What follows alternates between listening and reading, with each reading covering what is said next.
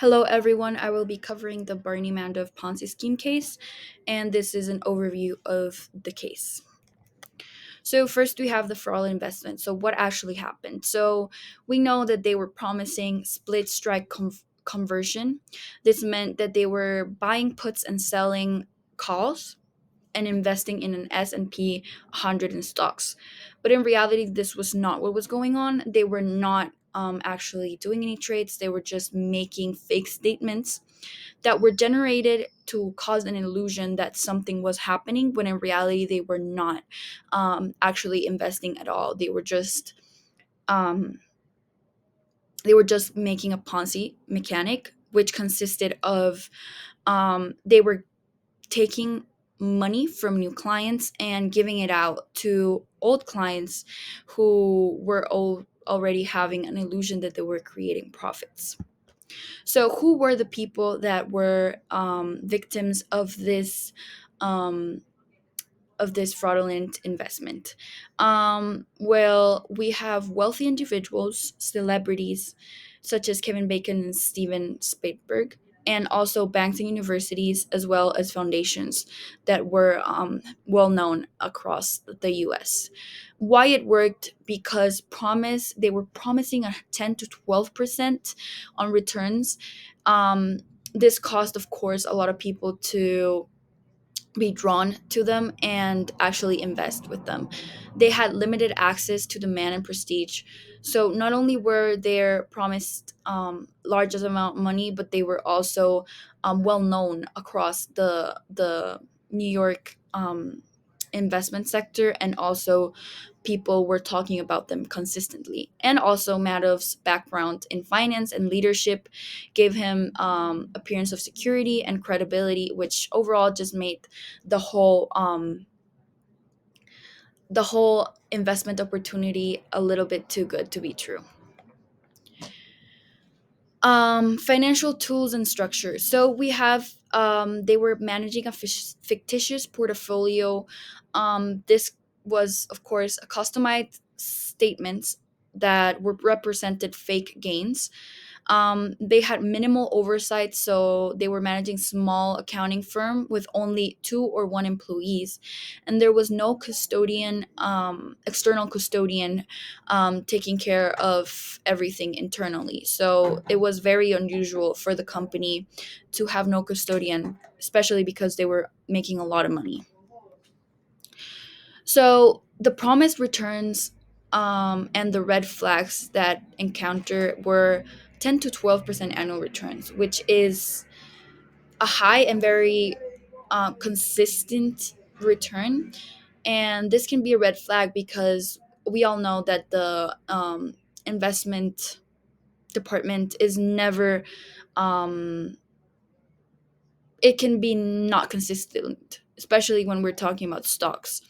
There's a lot of volatility consistently, is which is which can be a big factor if we're talking about 10 to 12% in annual returns. We also have unverified performance data, which is also a red flag as well, and secrecy in operations, which, as we all know, when we're talking about investments, it should always be clear where this money is coming from and how it's being produced. So ignored warnings, analysts and whistleblowers like Harry Market Polo submitting alerts to the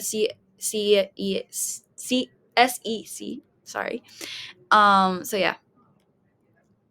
So this failure of just not seeing the red flags was actually not just, it didn't just happen. There were a consistent amount of times where people were kind of warning the government and other sectors of what was going on, but sadly it was never investigated through and people never actually knew what was going on.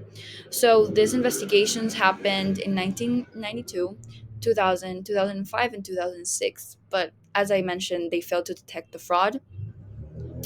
And Marco Polo's he also had a mask based as a math-based professional, he warned people, and he was telling them like, this is too good to be true, and people were still continuing to make investments with them. So the mistakes that were made by the investors, of course, was just blindly trusting Mandos just because of his reputation.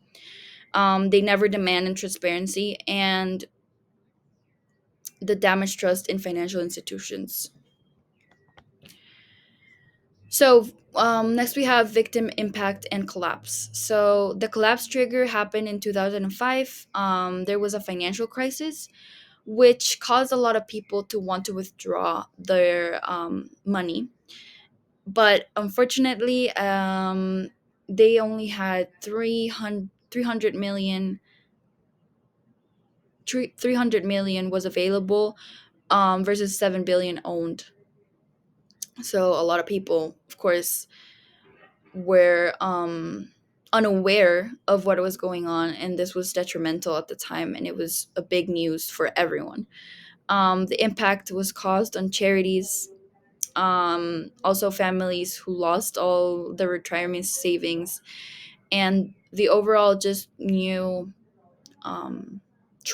damaged trust of in financial institutions.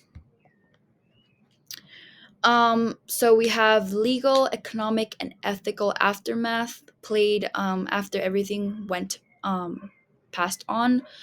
So legal, we have Madoff was arrested in December 2008. He was sentenced to 150 years in 2009 and died in 2021. Trustees recovered billions through clawbacks. Economic, investors lost an estimated 18 billion in principal. Reforms implemented in SEC and investigation regulation. And also we have ethical, so a massive breach of fiduciary duty and failure of accounting and auditors and regulations. So, lessons for investors. So, always be aware of guaranteed or too consistent returns, especially in the stock market. As we know, um, it's always fluctuating, there's a lot of volatility. So, be aware of that, and be aware that if we're promised something that's too good to be true, we have to look behind it and where the money is coming from. Um, Also, verify all the performance, everything that's going on. Make sure that it's legal and that it's credible. Diversify. So never put all your money in one place. Always look into different places where um, this establishes more security overall and just makes everything a bit less risky. Um, so as I mentioned, demand also transparency. Regulations must be involved. This can just make the overall process a little bit more credible, and of course just allow you to have more security, and just overall trust must be earned, not assumed. So always look into the information, make sure you have everything clear in your head, where the money's coming from, what investments you're making, and not trust somebody or assume that they're doing what's right. Instead, look for the actual facts. Thank you.